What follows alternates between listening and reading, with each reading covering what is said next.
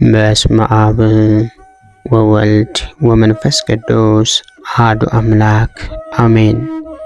የጌታችን የመድኃኒታችን የኢየሱስ ክርስቶስ የስቅለት በዓል። በጲላጦስ ዘመን ጌታችን መድኃኒታችን ኢየሱስ ክርስቶስ ለሰው ልጅ በገባለት ቃል ኪዳን መሰረት ትንቢቱን ይፈጽም ዘንድ መከራን ተቀበለ። ጲላጦስ በ3 ሰዓት ይሰቀል ዘንድ ሲፈርድበትም መስቀሉንም ተሸክሞ በዕብራይስጥ ጎልጎታ ወደተባለው ቀራንዮ ወደሚባል ቦታ ወጣ። በዮሐንስ ወንጌል ምዕራፍ 19 ከቁጥር 17። የራስ ቅል ስፍራ ቀራንዮ ጎልጎታ የአዳም አጽም የተቀበረበት ቦታ ነበር። በዚያም የአዳም መቃብር የሆነች ዋሻ አለች። የመስቀሉንም እንጨት በዚያ በምድር መካከል አይሁዶች ተከሉት። የአዳም አጽም ቀድሞ ከአዳም ትውልድ ሲተላለፍ ከኖህ ደርሷል። ኖህም ወደ መርከብ እንደ ታቦት አስገብቶት በኋላ መልከጼዴቅ ቀብሮታል።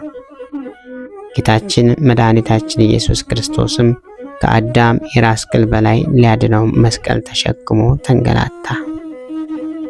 አይሁዶችም የቀራንዮን ዳገት እየገፉት ከወደ ጫፍ አደረሱት። ሁለቱንም እንጨት አመሰቃቅለው አይኖቹ ያዩ እጆቹንና እግሮቹን ቸነከሩት። በዕለተ ዓርብ ቀትር 6 ሰዓት ላይም ተሰቀለ። ጌታችን መድኃኒታችን ኢየሱስ ክርስቶስ የተሰቀለበት ሰዓት ፀሐይ በሰማይ መካከል በሆነ ጊዜ የጥላ መታየት በሚጠፋበት ወደ ሰው ተረከዝም በሚገባበት ነበር። ከ6 ሰዓት ጀምሮ እስከ 9 ሰዓት ምድር ጨለመች። ፀሐይ፣ ጨረቃ፣ ከዋክብት ብርሃናቸውን ከለከሉ። ምክንያቱም የፈጠራቸውን እርቃኑን ይሸፍኑ ዘንድ ነበር። ቀትርም በሆነ ጊዜ ፀሐይ ጨለመ፣ ምድርም ሁሉ እስከ 9 ሰዓት ድረስ ጨለማ ሆነ።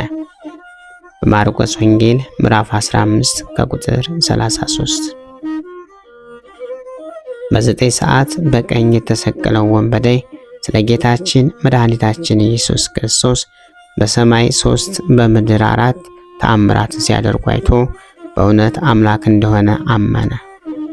አቤቱ በመንግስት በመጣ ጊዜ አስበኝ ባለ ጊዜ በግራ የተሰቀለው ዳክረስ ግን እስቲ አምላክ ከሆነ ራሱን ያድን ብሎ ተዘባበተ።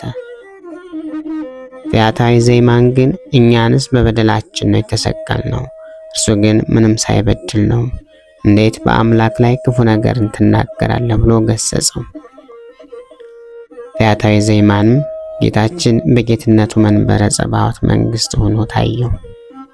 እርሱንም አይቶ ተዘከረኒ እግዚኦ በውስተ መንግሥትከ ቢለው ጌታችን መድኃኒታችን ኢየሱስ ክርስቶስ ዮም ትሄሉ ምስሌ ውስጠ ገነት ብሎ ደመ ማኅተሙን ሰጥቶታል።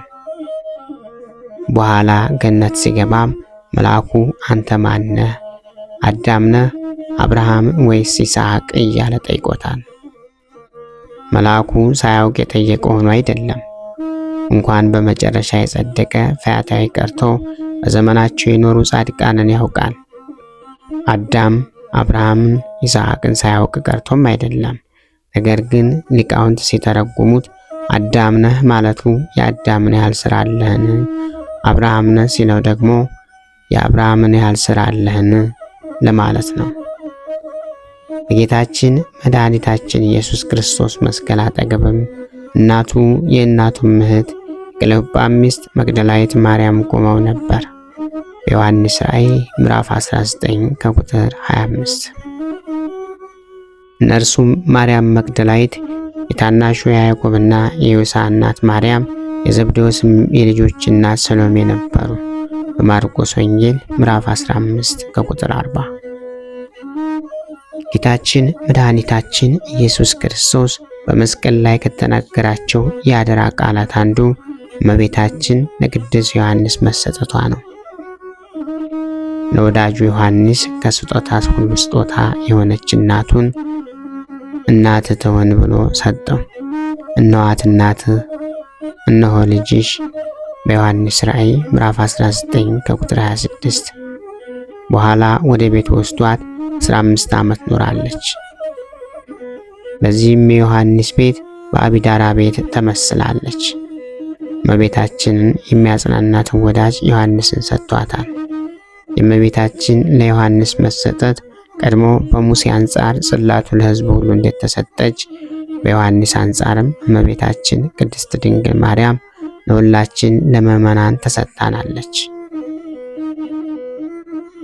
9 ሰዓት በሆነ ጊዜ ጌታችን መድኃኒታችን ኢየሱስ ክርስቶስ ኤሎሄ ኤሎሄ ላማ ሰበክታኒ፣ አምላኬ አምላኬ ለምን ተውከኝ ብሎ በታላቅ ቃል ተናገረ። በማርቆስ ወንጌል ምዕራፍ 15 ከቁጥር 34። በዚያም ቆመው የነበሩ አምላኬ አምላኬ ለምን ተውከኝ የሚለውን ድምፅ የሰሙ ኤልያስን ይጣራል እያሉ አሙት፣ ክህደትንም ተናገሩ። ያን ጊዜ አንዱ ወታደር ሮጦ ቆምጣጤ የመላበት ዕቃ ተቀምጦ ነበርና በሰፍነግ ሞልቶ በኢሶፕም አድርጎ በአፉ ውስጥ ጨመረበት።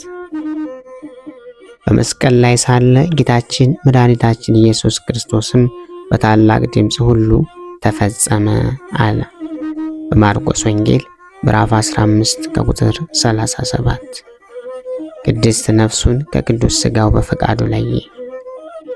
አይሁድም እኒህ ሰዎች እንደተሰቀሉ አይደሩ፣ ምክንያቱም ቀጣዩ ቀን ሰንበት ነውና ጭናቸውን ሰብረው ያወርዷቸው ዘንድ ጲላጦስን ጠየቁት። እርሱም ፈቀደላቸው።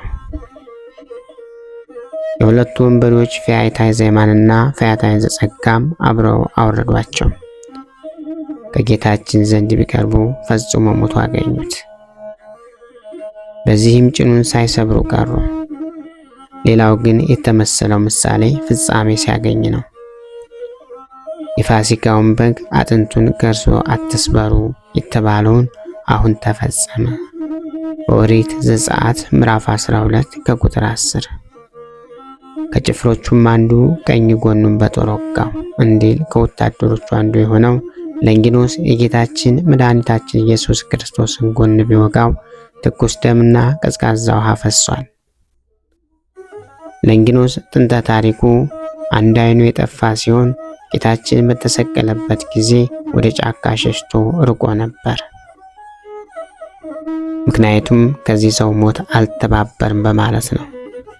አመሻሹ ላይ ግን የአይሁድ አለቆች ሲመለሱ ከመንገድ አገኙት።